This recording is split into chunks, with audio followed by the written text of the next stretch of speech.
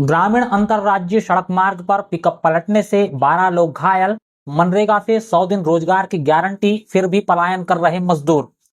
बालाघाट जिले के तिरोड़ी थाना क्षेत्र की महकेपार पुलिस चौकी से महज 6 किलोमीटर दूर बड़पानी से देवनारा अंतरराज्यीय ग्रामीण सड़क मार्ग पर करीब 40 मजदूरों से भरी एक पिकअप वाहन के पलटने से 12 मजदूरों के घायल होने की जानकारी सामने आई है, जिनमें 3 को महाराष्ट्र के तुमसर तालुका के अस्पताल में भर्ती करवाया गया है। तीनों को अधिक चोट लगने की बात कही जा रही है।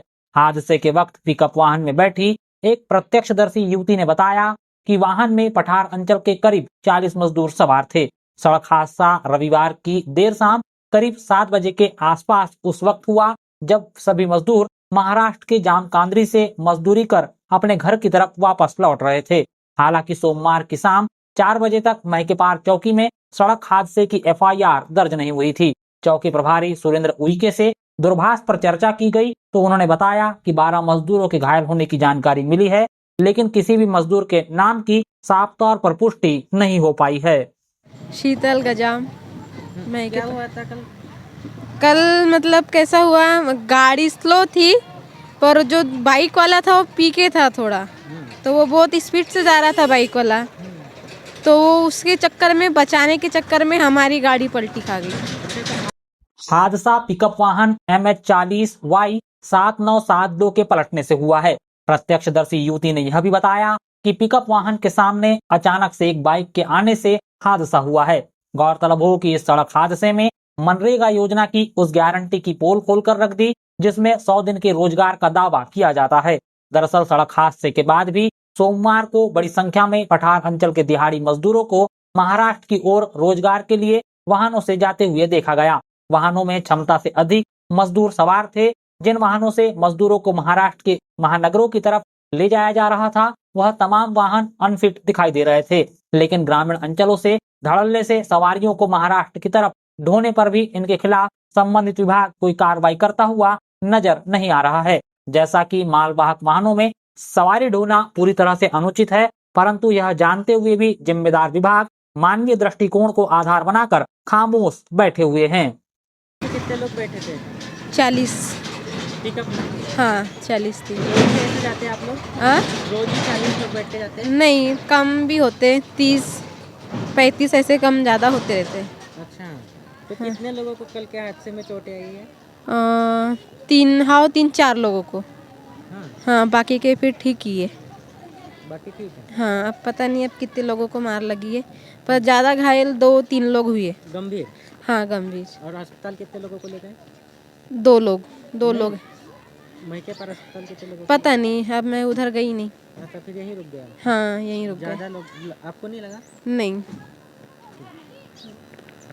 मनरेगा की आधिकारिक वेबसाइट के मुताबिक कटंगी जनपद की सभी 81 ग्राम पंचायतों में 31,815 जॉब कार्डधारी हैं।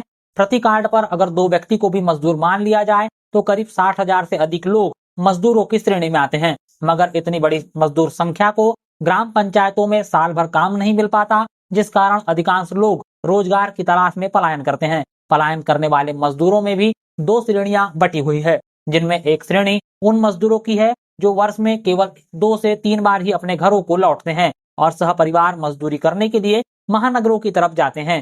दूसरी श्रेणी में वह मजदूर हैं जो प्रतिदिन दिहाड़ी मजदूरी के लिए महाराष्ट्र के नगरों में जाते हैं। इनमें सर्वाधिक संख्या पठार अंचल के मजदूरों की शामिल है। मनरेगा अतिरिक्त कार्यक्रम अधिकारी विनोद वट्टी ने बताया कि मनरेगा के तहत गाँव में मजदूरों को काम मिलता है।